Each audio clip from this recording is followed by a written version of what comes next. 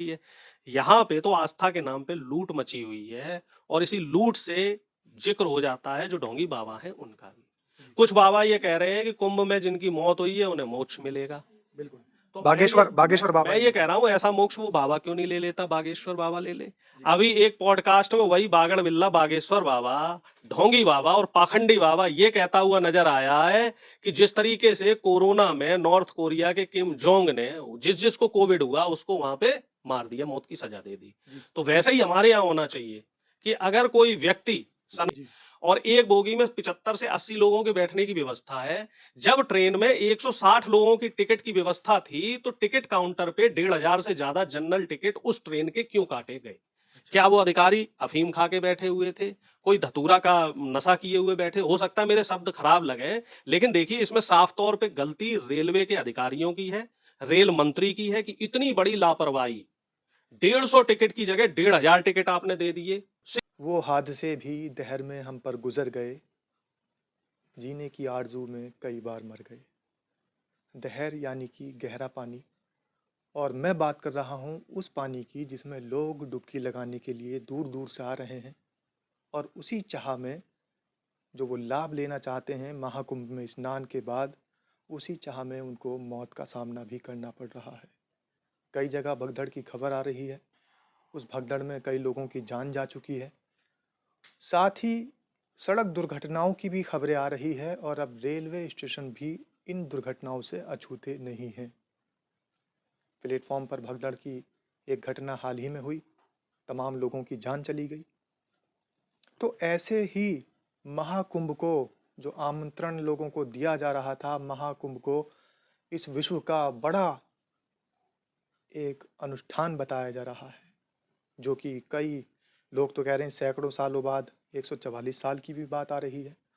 हालांकि कुछ लोगों ने मना किया है कि 144 साल का योग कोई मायने नहीं रखता है, गलत है। लेकिन कुछ लोगों का मानना है कि 144 साल बाद ये महाकुंभ आया है, और इसी के चलते लोग सोच रहे हैं कि हमारी पहली पीढ़ी भी नहीं जा पाई और हमारे बाद की पीढ़ी भी नहाने नहीं जा पाएगी। तो चलिए हम इस महाकुंभ स्नान में डुबकी लगाएंगे और इतिहास में अपना नाम दर्ज कराएंगे। हालांकि इतिहास में तो उनका नाम दर्ज हो रहा है, लेकिन वो मौत के कारण हो रहा है। कुछ लोग सियासत भी कर रहे हैं, और यहाँ तक के सनातनी समाज के कुछ बड़ बोले बाबा कह रहे हैं कि मोक्ष की प्राप्ति हो चुकी है। इन्हीं सब विषयों पर चर्चा करने के लिए हमारे साथ स्टूडियो में मौजूद हैं कांग्रेस नेता प्रोफेसर अरुणेश यादव। उनसे बात करेंगे। बहुत बहुत स्वागत है सर आपका। जी बहुत बहुत धन्यवाद। तो दोस्तों, कुंभ की बात होगी और महाकुंभ की डुबकी को लेकर मैं हाजिर हूँ एक चर्चा के साथ आपके बीच। जय हिंद, सत श्री अकाल, आदाब। मेरा नाम है शादाब। सर, महाकुंभ को लेकर बड़ा विवाद छिड़ा हुआ है। लोग कह रहे हैं कि 100 करोड़ लोगों का इंतजाम था, 60 करोड़ लोगों ने वहां पर स्नान कर लिया है, लेकिन इस बीच बहुत सारे अपनों को लोग खो चुके हैं और अपने अपनों से दूर हो चुके हैं। देखिए आंकड़ों से ही शुरू करते हैं। जी। एक दुर्भाग्य की बात है, सरकार के पास आंकड़े हैं कि कितने लोग डुबकी लगा चुके हैं, लेकिन सरकार के पास मौत के आंकड़े नहीं हैं। मौत के आंकड़े छुपा रही है और फिर गलत बता रही है। जो प्रत्यक्षदर्शी है वो कह रहे हैं कि सैकड़ों की हजारों की संख्या में लोगों की जानें गई, लोगों को क्रेन से भर भर के फेंका गया। इसी तरीके से कल दिल्ली में जो दुखद घटना हुई, वहां पहले तो सरकार के लोग और खुद रेल मंत्री मानने को ही तैयार नहीं थे कि ऐसा कोई हादसा हो रहा है, और जब जी। वो वीडियो वायरल होने लगे, तमाम खबरें मीडिया में आने लग गई, तब कह रहे हैं कि साहब घटना हुई है। कल कह रहे थे साहब 15 लोगों की जान गई, आज कह रहे हैं 18 लोगों की जान गई। और जो पत्रकार वहां रिपोर्टिंग कर रहे थे, जिन्होंने वीडियो बनाए थे, उनसे पुलिस वालों ने जबरन वो वीडियो डिलीट करवाए और उन्हें जान से मारने की धमकी दी, जेल के पीछे भेजने, सलाखों में डालने की धमकी दी। कमोबेश यही स्थिति महाकुंभ में है। जी। अब यहाँ पे 2-3 सवाल आ रहे हैं, सिलसिलेवार उन सवाल पे चलते हैं। पहली बिल्कुल बात तो बताएं। ये कि जब आपके पास व्यवस्थाएं नहीं थी लेकिन तो सर, 100 आपने, करोड़ लोगों का दावा भी तो सरकार कर रही ना थी ना कि 100 करोड़ लोगों का इंतजाम हमें हमने कर लिया है। हमें ये बताइए, जब आपके पास व्यवस्थाएं नहीं है, आपके पास मान लो व्यवस्था है 1 करोड़ लोग की, तो 100 करोड़ लोग को बुलाने की जरूरत क्या है? और बार बार उसके इश्तिहार और विज्ञापन देने की जरूरत क्या है? हमारा देश धार्मिक आस्थाओं का देश है, सबको मालूम है। जी। आपको भी मालूम है, पूरी दुनिया जानती है कि धार्मिक आस्थाओं का अगर कोई देश है तो अब भारत देश है, और यहाँ पे धार्मिक आस्था के नाम पे आप किसी भी व्यक्ति से कुछ भी करवा सकते हैं। बिल्कुल। तो कई आप बार क्या तो कह रहे हैं कि यहाँ पर जो इन्होंने सुविधाएं बताई है कि ये जो एडवर्टाइजमेंट पे ज़्यादा खर्च कर रहे थे, उनकी जगह ट्रेन्स बढ़ाई जानी चाहिए देखिए थी, मौलिक बसें बढ़ाई जानी चाहिए थी। सुविधाएं बढ़ाओ ना, ये तो वही हो गया ना, जैसे कहीं भंडारा होता है माता रानी का तो सबको आमंत्रण दे देते हैं, सब आ जाओ, फिर उसके बाद ना तो किसी को सब्जी मिलती, ना पूड़ी मिलती, ना हलवा मिलता है, आधे से ज्यादा लोग खाली हाथ चले जाते हैं। वही स्थिति यहाँ पे, आपके पास उतने टेंट नहीं है, उतने घाट नहीं है, उतनी पुलिस नहीं है, उतने आपके पास व्यवस्थाएं नहीं है, और आपने सबको बुला लिया है। जो आप आंकड़े पेश कर रहे हो, उन आंकड़ों में कितनी सच्चाई है, ये तो जमीन पे जो लोग हैं वो जान रहे हैं। पूरा इलाहाबाद भरा पड़ा है, और इलाहाबाद के साथ साथ आसपास के 2-3 जिले भर गए हैं। पैर रखने को जगह नहीं है। जाम की आप हालत देखिए, किस तरीके से ट्रैफिक लगा है, 3-3 घंटे लोग वहां फंसे हुए हैं। कल एक दुखद तस्वीर ऐसी आ रही थी कि एक बुजुर्गवार अपनी पत्नी को लेकर एम्बुलेंस में जा रहे थे, 3 घंटे के जाम में उनकी पत्नी का देहांत हो गया। इस तरह की घटनाएं हो रही हैं, और वहीं एक वीआईपी कल्चर भी देखने को मिल रहा है। जो बड़ा सेलिब्रिटी है, जो बीजेपी का बड़ा नेता है, वो अपनी रीलें भी सोशल मीडिया पे डाल रहे हैं। हालाँकि जो और उत्तर प्रदेश के विपक्ष के नेता अखिलेश यादव, वो बार-बार ये आवाज़ उठा रहे हैं कि जो श्रद्धालु हैं, कम से कम उनका टोल टैक्स तो माफ़ कर देना चाहिए। टोल टैक्स कुछ नहीं माफ हो रहा साहब, बल्कि वहां जो आदमी अंदर पहुंच रहा है तो खाने पीने की व्यवस्थाओं पे भी एक्स्ट्रा पैसा लग रहा है। लोग ये कह रहे हैं कि जो नाव वाले हैं वो 10-10 गुना पैसा ले रहे हैं। चाय वहां पे 50-50 रुपए की मिल रही, 100-100 रुपए की मिल रही है। यहाँ पे तो आस्था के नाम पे लूट मची हुई है, और इसी लूट से जिक्र हो जाता है जो ढोंगी बाबा हैं उनका भी। कुछ बाबा ये कह रहे हैं कि कुंभ में जिनकी मौत हुई है उन्हें मोक्ष मिलेगा। बिल्कुल। तो बागेश्वर बाबा मैं ने ये बोला। कह रहा हूँ, ऐसा मोक्ष वो बाबा क्यों नहीं ले लेता, बागेश्वर बाबा ले ले। अभी एक पॉडकास्ट में वही बागड़ बिल्ला बागेश्वर बाबा, ढोंगी बाबा और पाखंडी बाबा ये कहता हुआ नजर आया है कि जिस तरीके से कोरोना में नॉर्थ कोरिया के किम जोंग ने जिस जिसको कोविड हुआ उसको वहां पे मार दिया, मौत की सजा दे दी, तो वैसे ही हमारे यहाँ होना चाहिए कि अगर कोई व्यक्ति सनातन का अपमान करता है तो उसे माफ ना करो, साफ करो। दरअसल उससे इंटरव्यू लेने वाले शख्स ने सवाल किया था कि अगर कोई सनातन का अपमान करता है तो उसे माफ कर दिया जाए। बिल्कुल। बाद में माफी भी मांग लेता है गलती करने के बाद, तो क्या उसे माफ किया जाए? और बाबा क्या कह रहा है, नहीं माफ ना करो, साफ कर दो। लेकिन सनातन में तो ऐसी कोई प्रथा नहीं है कि माफ़ ना किया जाए। अब क्षमा की देख प्रथा है। देख लो जी। और हम तो ये कह रहे हैं, सनातन क्या सारे धर्मों में है? बिल्कुल। अगर जाने अनजाने आपसे कोई गलती हो जाती है, हालांकि मैं भी उसका फेवर नहीं करता हूँ, वो जो बात हुई थी वो कुछ यूट्यूबर थे जिनको प्रधानमंत्री ने पुरस्कृत किया था, तो उन यूट्यूबर से कुछ अभद्रताएं हुई, होती हैं भाई, जी। टीनेजर में लड़के हैं और जोश जोश में कुछ गलतियां कर जाते हैं। अब जब उनको ट्रोल किया गया, उनको उनकी गलती का एहसास दिलाया गया और उन्होंने माफी मांग ली, तो मामले को खत्म करो। अब और सबसे बड़ी अब बात तो यह है मुख्यमंत्री कि दो देश के मुख्यमंत्री, प्रधानमंत्री ने तो उन्हें अवार्ड से सम्मानित किया है। अब आप ऐसे लोगों को पालोगे, ऐसे लोगों को बढ़ावा दोगे, तो वो जब बबूल का पेड़ बोओगे, कहते हैं ना, वो कहावत है कि बबूल का, हाँ, पेड़ बोए बबूल का तो आम कहाँ से होए। तो बबूल आप पाल रहे हो, बबूल के पेड़ आप बो रहे हो, फिर आप उम्मीद कर रहे हो कि समाज सही दिशा में जाए। समाज सही दिशा में जाएगा कैसे? क्योंकि प्रोफेसर जो साहब, सही आप दिशा इस सारे मामले में देखते हैं कि अभी मुक्तेश्वरानंद ने पहले बहुत आवाज उठाई थी और कहा था योगी आदित्यनाथ वो भी इस्तीफा दबा दो, दिए गए, लेकिन तुरंत उनके सुर बदल वो भी गए। दबा दिए गए साहब। अब तो वो आपके नेता को बिल्कुल एकदम हाँ, निशाने पे ले अरे रहे हैं, राहुल गांधी को। हमारे नेता को डुबकी नहीं लगाने दे रहे। हमारे नेता 16 फरवरी को डुबकी लगाने जा रहे थे, राहुल जी प्रियंका जी दोनों का प्रोग्राम था, लेकिन साहब वहाँ मठ के लोगों ने बोल दिया जी ये आएंगे तो यहाँ पे इनको हम घुसने नहीं देंगे, यहाँ मारकाट हो जाएगी, ये हो जाएगा, वो हो जाएगा। तो फिर हमारे नेता ने सोचा चलो ठीक है, कोई बात नहीं, बाद में डुबकी लगा देंगे। अब बताइए, साधु लोग इस तरह के काम कर रहे हैं। लेकिन प्रोफेसर साहब, जो ट्रेन दुर्घटना हुई है, इसके पीछे की वजह किसे मानते हैं आप? वजह इसमें रेल मंत्री की है। आपको अतिरिक्त रेलों की व्यवस्था करनी चाहिए। जब आप करोड़ों करोड़ों लोगों को बुला रहे हैं, अब इसमें एक बात मैं बड़ी गहरी बात बता रहा हूँ, जो मगध एक्सप्रेस जिसके लिए यात्री जा रहे थे, जी। ठीक है, उस गाड़ी में 2 जनरल बोगी थी। एक तो प्रधानमंत्री ने कोविड के समय, कोविड काल के दौरान पहले सारी ट्रेनों में 4 से 6 जनरल बोगियां हुआ करती थी, सब जनरल बोगियों की संख्या कम कर दी। अब वो 2-2 बोगी हैं, एक बोगी आगे और एक बोगी पीछे ट्रेन के। जी। और एक बोगी में 75 से 80 लोगों के बैठने की व्यवस्था है।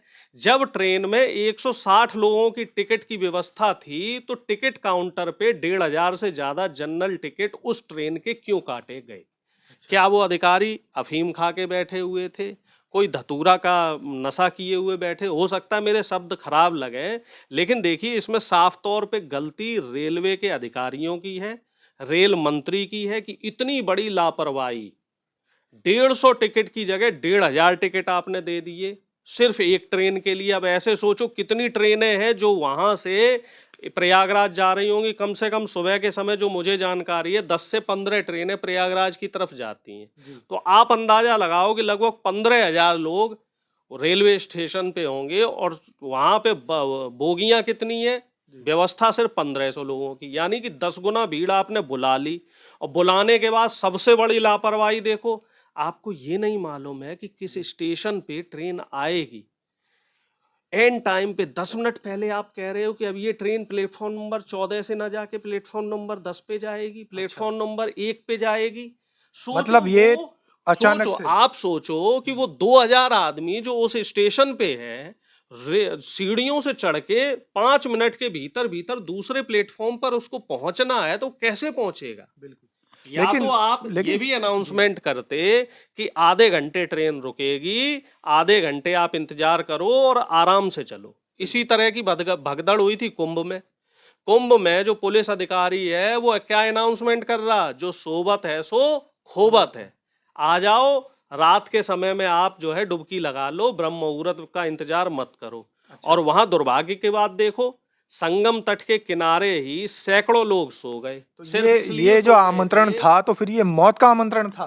ये अधिकारियों के द्वारा दिया गया था और इसमें शासन की लापरवाही है। इसके लिए उन अधिकारियों के खिलाफ 302 का केस चलना चाहिए और रेल मंत्री, मुख्यमंत्री, प्रधानमंत्री, इन सब लोगों की जवाबदेही तय होनी चाहिए। अच्छा प्रोफेसर साहब, इस सारे जो हादसे हो रहे हैं, महाकुंभ के अंदर हादसा हुआ, वहां पे भगदड़ मची, लोगों की जान गई, लोगों ने अपने मची परिवार नहीं, खो दिए, मचवाई गई, मचवाई गई मचवाई आपके गई। अनुसार।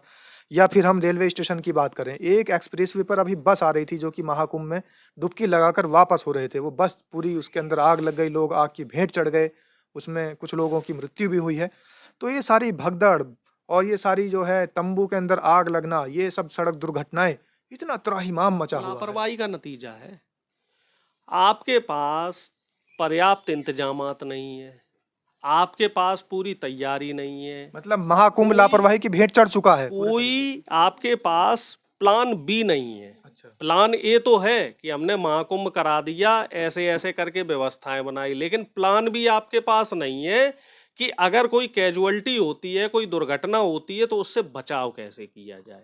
तो पूरा का पूरा आपकी बात का मैं समर्थन कर रहा हूं, ये पूरा का पूरा महाकुंभ लापरवाही की भेंट चढ़ चुका है। अच्छा प्रोफेसर साहब, एक बात और मैं इसमें देख रहा हूँ और हमेशा से मेरे बात ज़हन में आ रही है देखने के बाद, जो भगदड़ मची, उसके बाद चप्पलों की जो संख्या है, वो जेसीबी से उठाई जा रही है चप्पलें, भाई यानी साहब, हवाई चप्पलें हैं।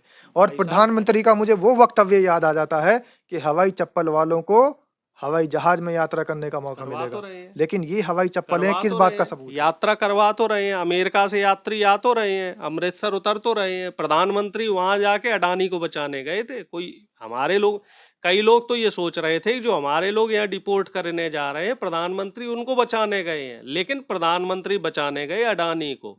आप देखना अभी 1 महीने के बाद खबर आ जाएगी कि अडानी के ऊपर जो अमेरिका में महाभियोग चल रहा है, भ्रष्टाचार का जो आरोप है, उससे अडानी को बरी कर दिया गया।